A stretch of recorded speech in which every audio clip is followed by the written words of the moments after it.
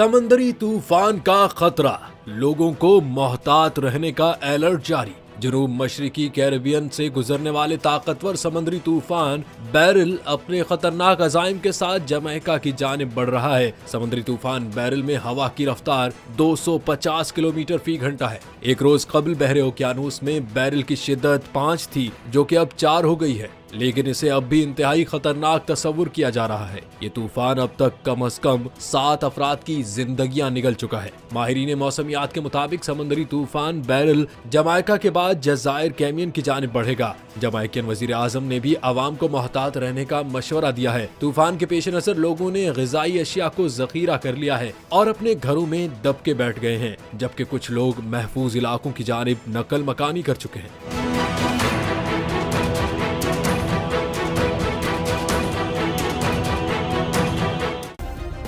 Subscribe करें और bell दबाएं ताकि कोई खबर रह न जाए।